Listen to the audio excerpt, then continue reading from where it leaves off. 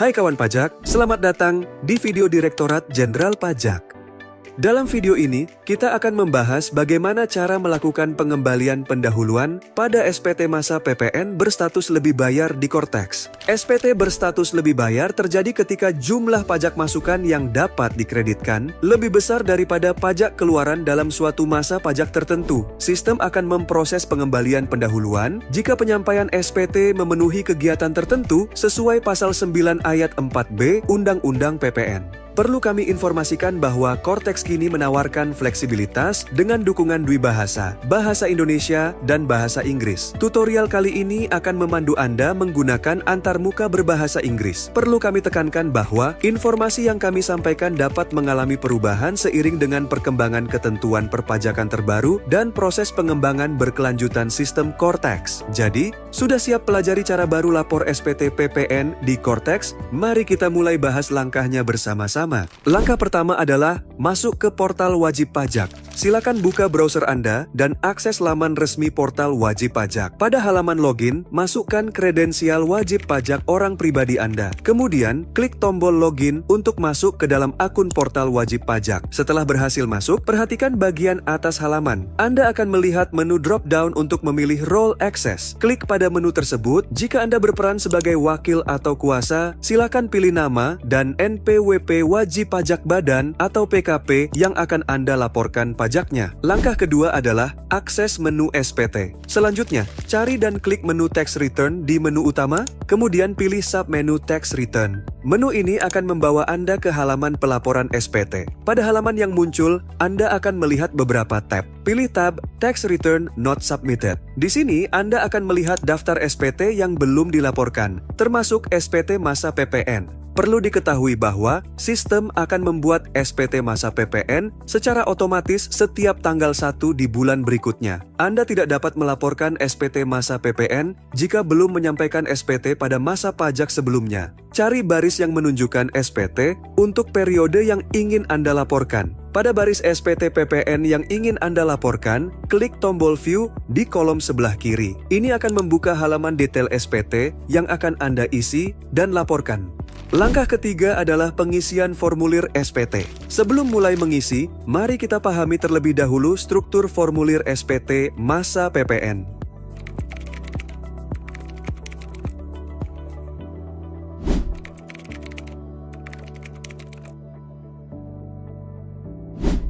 Mari kita mulai dengan memeriksa bagian header. Data pada bagian ini akan terisi otomatis berdasarkan informasi yang terdaftar di sistem DJP. Periksa kembali kebenaran informasi yang ditampilkan. Gulir ke bawah ke bagian 1, penyerahan barang dan jasa. Data pada bagian ini terisi otomatis dari lampiran A1 dan A2. Selanjutnya, periksa bagian 2, perolehan barang dan jasa. Bagian ini berisi data dari lampiran B1, B2, B3, serta kompensasi kelebihan pajak masukan.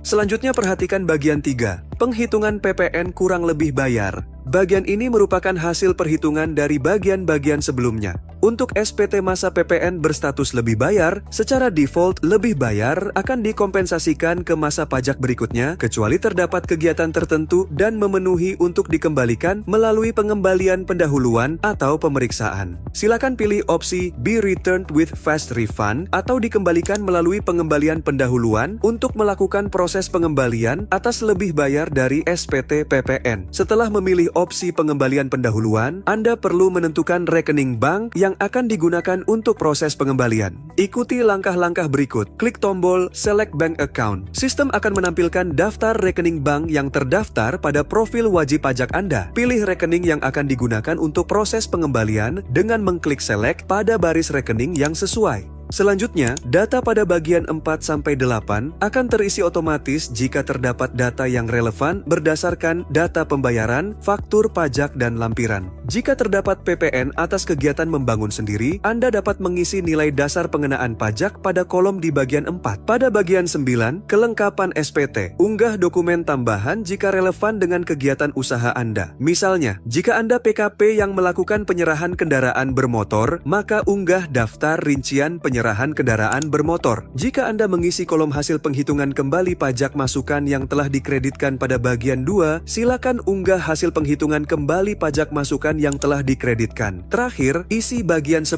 pernyataan. Isi jabatan dari orang pribadi yang menandatangani SPT. Langkah terakhir yaitu proses pelaporan SPT. Setelah Anda yakin semua data telah diisi dengan benar, klik Save Draft jika Anda ingin menyimpan konsep SPT. Jika Anda sudah yakin dan siap untuk melaporkan, klik tombol Pay and Submit.